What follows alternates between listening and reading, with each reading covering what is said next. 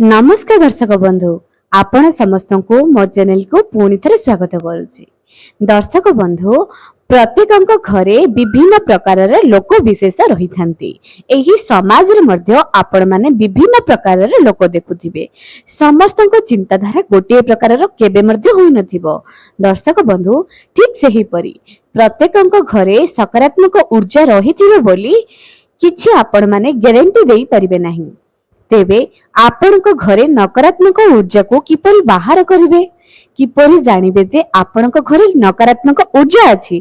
जेपरि जदि आपणक घरे बारंबार केही असुस्थ होउचंती, आपणक घरे जदि कଳି झगड़ा बारंबार लागि रहउची, जदि आर्थिक समस्या बारंबार देखा दउची, जदि आपणक घरे भूत प्रेतर बाधा अछि बोली आपण मनकु लागुची, तेबे जानि रखंतु जे आपणक घरे नकारात्मक ऊर्जा ऑलरेडी घर कर साराणी। तेबे आपण माने सही नकारात्मक ऊर्जा को किपरि घर बाहर करिवे, बछा बछा 10टी रामबाण उपाय आपण मानक पई नै आसीची, जहा कि गोटे साधारण मनीष निज घरे निश्चय करि परिबो। सकाळु आरंभ करी राति पर्यंत आम दिनचर्या जदि आमे एही 10टी जिंस को करदबा, तेबे धीरे धीरे करी आम घर नकारात्मक ऊर्जा निश्चय शेष होई जिवो। जेतेबेले आम घर नकारात्मक ऊर्जा चली जीवो, ता परे जाई आमे माने सकारात्मक ऊर्जा पॉजिटिव वाइब्रेशन आम घर को आनी परिबा। ता परे जाई आम घरर उन्नति हेबो। प्रथमे आपण माने निज समस्यार समाधान खोजंतु, ता परे आपण आपनक लक्ष्य पथरे पहुंची परिबे। आशा करूची आपण माने मो कथाटी को बुझी पारिथिबे। चलंतु आउ डेरी न करी गोटी परे गोटी नकारात्मक ऊर्जा को किपरि बाहर करिवे से विषय आज वीडियो रे जणाउची। ता आगुरु मो दर्शक मन को अनुरोध करछि जे जदि ए पर्यंत मो चैनल को सब्सक्राइब करिनांती निहाती सब्सक्राइब करंतु, पाखर थिबा बेल आइकन को क्लिक कर दियंतु एवं ऑल नोटिफिकेशन ऊपर निहाती क्लिक करंतु। वीडियो को लाइक करी कमेंट सेक्शन रे जय मां लक्ष्मी निहाती लिखंतु। दर्शक बंधु प्रथमे आमे जानिबा प्रथम उपाय जे कि नकारात्मक ऊर्जा को बाहर करबा पई। प्रथम उपाय सकाळु सकाळु निजर बिछଣା को केबे भी असजड़ा करी रखंतु नाही। आपण संगे संगे उठिबा परे निज बिछଣା को सजाड़ी की रखंतु एवं घरर प्रत्येक कबाट झरका सकाळु उठी सारिबा परे तुरंत खोली दियंतु। केबे भी सकाळु सकाळु निज घर को अंधार करिकी रखंतु नाही। आपनक घर को सूर्य किरण चंद्र किरण जेते पड़िबो, आपनक घर नकारात्मक ऊर्जा सेते दूर होई चलिबो। केबे भी भूत प्रेतर संचार नेगेटिव एनर्जी आपनक घर भूल रे भी रहिबो नाही। तेनु एही प्रथम नियम को निश्चय पालन करंतु। तेणु सकाळर प्रथम काम रे एही जिनिस को निज दैनंदिन जीवन रे प्रत्येक दिन ऐड करंतु। द्वितीयटी हेउची निज घरे जेतेबेले पोछा लगेबे सेतेबेले किछि लूण 4 रु 5 छिटका पकाई दियंतो सेही पानी रे। एहाकु शनिवार दिन रेगुलर पोछा करंतो। एपरि करिबा द्वारा मां लक्ष्मी आपनक ऊपर निहाती प्रसन्न होबे एवं धीरे धीरे करी आपनक घर नकारात्मक ऊर्जा चली जिवो। तृतीय रे होउची गाईर गोबर।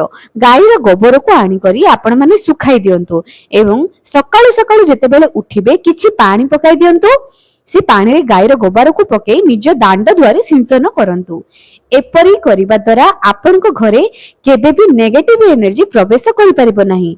चतुर्थ रे होची निज घरर मुख्य द्वार रे हनुमानकर सिंदूर को मंगलवार दिन मंदिर रु नेई करी आसंतु। गोटे पत्र रे ताहाकु गुडाई करी निज घरर मुख्य द्वार रे टंगाई दियंतु। एपरि करिबा द्वारा आपनक घरे नकारात्मक ऊर्जा प्रवेश करि परिबो नाही एवं आपनक घर को केही कुदृष्टि मध्य पकाई परिबे नाही।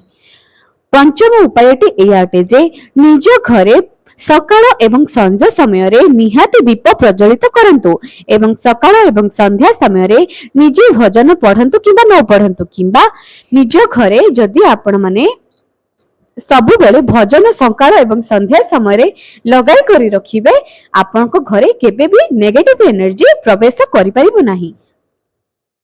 षष्ठ उपायटी एया अटे जे निज घरे संध्या समय रे दीप प्रज्वलित करिबा सहित आरती कर्पूर रे 2टी लवंग ଦୁଇଟି ତେଜପତ୍ର ପକାନ୍ତୁ, ଏହାକୁ ପୁରା ସମ୍ପୂର୍ଣ୍ଣ ରୂପରେ ଜଳାଇ ଦିଅନ୍ତୁ।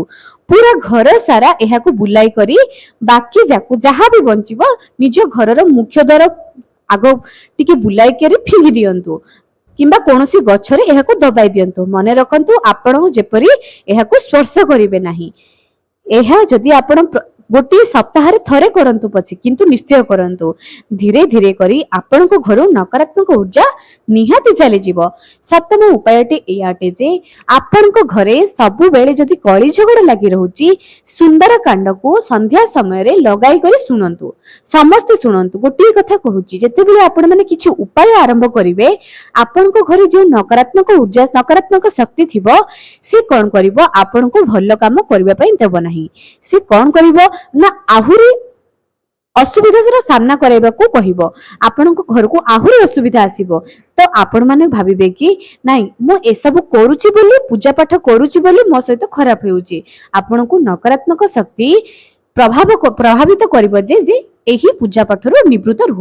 ପୂଜା ପାଠରୁ ଯଦି ନିବୃତ୍ତ ରହିବେ, ତାହେଲେ ଯାଇ ତ ଆପଣ ନକାରାତ୍ମକ ଶକ୍ତି ଆପଣଙ୍କ ଉପରେ ପ୍ରବେଶ କରିପାରିବ। ଯଦି ପୂଜା ପାଠ କରିବେ, କଣ ଆପଣଙ୍କ ଉପରେ ନକାରାତ୍ମକ ଶକ୍ତି ପ୍ରବେଶ କରିପାରିବ କି?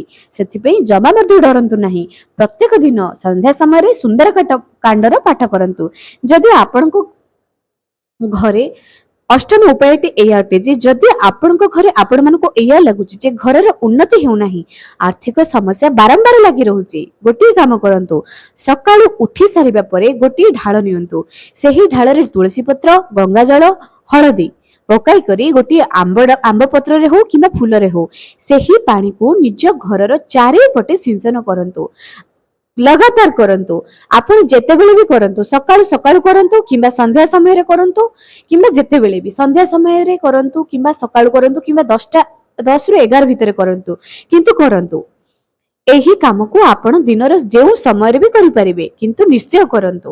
ଏପରି କରିବା ଦ୍ୱାରା ଆପଣଙ୍କ ଘରୁ ଶନି, ରାହୁ, କେତୁ ପ୍ରବେଶ କରିପାରିବ ନାହିଁ। କୁଆଡୁ ନା କୁଆଡୁ ଆପଣଙ୍କ ଘରକୁ ଅର୍ଥର ଆଗମନ ନିଶ୍ଚୟ ହେଉଥିବ। ନବମ ଉପାୟଟି ଏଇଆ ଅଟେ ଯେ ଆପଣଙ୍କ ଘରେ ଯେ ବି ଲାଗୁଛି ଯେ ଏଙ୍କ ଉପରେ ଅଧିକ କରଜ ଲାଗି ରହିଛି, ଯାହାବି ଘରର ଏମିତି ଏକ ମେମ୍ବର ଥିବେ ଯାହାଙ୍କ ପାଇଁ ଆପଣ ସମସ୍ତେ ଚିନ୍ତିତ ଥିବେ, ସେହି ମେମ୍ବରକୁ କୁହନ୍ତୁ ଯେ ଗୋଟିଏ ତମ୍ବା ଢାଳରେ ନିଜ ଘରୁ ପାଣି ନେଇକରି ଯାଆନ୍ତୁ, ଶିବ ମନ୍ଦିରରେ କଣ୍ଟିନ୍ୟୁ ଜଳ ଚଢାଇକି ଆସନ୍ତୁ ଏବଂ ସେହି ଜଳକୁ ନିଜେ ଗ୍ରହଣ କରନ୍ତୁ, ପରିବାରର ସମସ୍ତ ସଦସ୍ୟ ଗ୍ରହଣ କରନ୍ତୁ। ଏପରି କରିବା ଦ୍ୱାରା ନକାରାତ୍ମକ ଶକ୍ତି କେବେ ବି ପ୍ରବେଶ କରିପାରିବ ନାହିଁ। ଦଶମ ଉପାୟଟି ଏଇଆ ଅଟେ ଯେ ନିଜ ଘରେ ଯଦି ମା ଲକ୍ଷ୍ମୀଙ୍କର ସ୍ଥାୟୀ ବାସ ଚାହୁଁଛନ୍ତି, ତେବେ ସବୁବେଳେ କନକଧାରା ସ୍ତୋତ୍ରର ପାଠ କରନ୍ତୁ।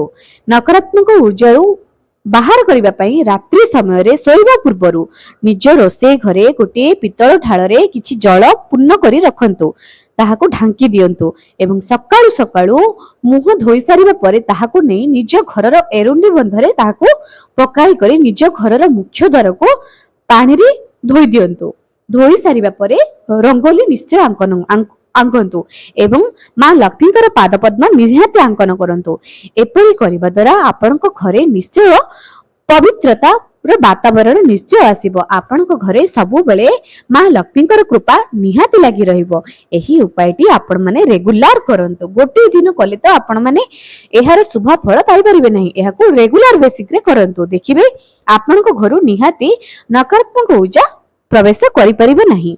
ଏବଂ ୟା ପରେ ଆଉ ଗୋଟେ କଥା କହୁଛି ଯେ ଆପଣ ମାନେ କିପରି ଦରିଦ୍ରରୁ ବଞ୍ଚି ପାରିବେ, କରଜରୁ ମୁକ୍ତ ପାଇପାରିବେ, କେଉଁ ସ୍ତୋତ୍ର ପଢିବା ଦ୍ୱାରା ଆପଣ ମାନେ ଏହା କରିପାରିବେ। କନକଧାରା ସ୍ତୋତ୍ରମ୍, ଦାରିଦ୍ର୍ୟ ଦୁଃଖ ଦହନାୟ ସ୍ତୋତ୍ରମ୍, ଯାହାକି ଶିବଙ୍କର, ଏବଂ ଶ୍ରୀ ସୁକ୍ତମ୍। ଯଦି ଆପଣ ମାନେ ଏହି ତିନୋଟି ସ୍ତୋତ୍ରକୁ ରେଗୁଲାର ପଢିବେ, ଆପଣ ଏହାର ଶୁଭ ଫଳ ନିଶ୍ଚୟ ପ୍ରାପ୍ତ କରିବେ। ଯେତେ ବି ଗରିବ ସମସ୍ୟା ଥାଉ ନା କାହିଁକି, ଯେତେ ବି ଆର୍ଥିକ ସମସ୍ୟା ଥାଉ ନା କାହିଁକି, ଯଦି ଆପଣ ମାନେ ରେଗୁଲାର କରିବେ, ତେବେ ନିଶ୍ଚୟ ଶୁଭ ଫଳ ପ୍ରାପ୍ତ କରିପାରିବେ। ଏବଂ ସୋମବାର ଦିନ ସନ୍ଧ୍ୟା ସମୟରେ ଯଦି ବେଲ ଗଛ ମୂଳରେ ମା ଲକ୍ଷ୍ମୀଙ୍କୁ ସ୍ମରଣ କରି ଗୋଟିଏ ଘିଅର ଦୀପ ପ୍ରଜ୍ୱଳିତ କରିବେ ଏବଂ ସେହି ଦୀପରେ କିଛି ଚିନି ପକାଇଦେବେ, ମା ଲକ୍ଷ୍ମୀଙ୍କୁ ସ୍ମରଣ କରିବେ, ତେବେ 6ଟି ସୋମବାର ଆପଣ ଏହି ଉପାୟଟିକୁ କରୁଥିବେ। 7 ନମ୍ବର ସୋମବାର ବେଳକୁ ଆପଣ ନିଜ ଘରର ଆର୍ଥିକ ପରିସ୍ଥିତି କିପରି ବଦଳି ଯାଇଥିବ ନିଶ୍ଚୟ ଅନୁମାନ କରିବେ। ଆଜ୍ଞା ହଁ ଦର୍ଶକ ବନ୍ଧୁ, ଯଦି ଆପଣମାନେ ଭିଡିଓକୁ ଶେଷ ପର୍ଯ୍ୟନ୍ତ ଦେଖିଛନ୍ତି ତେବେ ଏହି ଉପାୟଟି ଥରୁଟିଏ କରନ୍ତୁ। ଆଜି ସୋମବାର, ଆଜିଠାରୁ ଆରମ୍ଭ କରନ୍ତୁ, ରେଗୁଲାର କରନ୍ତୁ। ଆପଣଙ୍କର ଆର୍ଥିକ ସମସ୍ୟା ଦୂର ହେବା ପରେ ତାପରେ ବି କରନ୍ତୁ, ଦେଖିବେ ଆପଣଙ୍କ ଜୀବନରେ କେବେ ବି ଗରିବ ଆସିବ ନାହିଁ। ଆପଣ ଏହି ଉପାୟକୁ କରନ୍ତୁ ଏବଂ ଆପଣଙ୍କ ଘରର ବୋହୂ, ଭଉଣୀ, ଝିଅ ଯିଏ ବି ତାଙ୍କୁ ମଧ୍ୟ କରିବା ପାଇଁ କୁହନ୍ତୁ। ଏହାର ଶୁଭ ଫଳ ଆପଣ ନିଶ୍ଚୟ ପ୍ରାପ୍ତ କରିପାରିବେ। ଆଜି ପାଇଁ ରହିଲି, ପୁଣି ଦେଖା ହେବ ଆଗାମୀ ଏକ ସୁନ୍ଦର ଭିଡିଓରେ।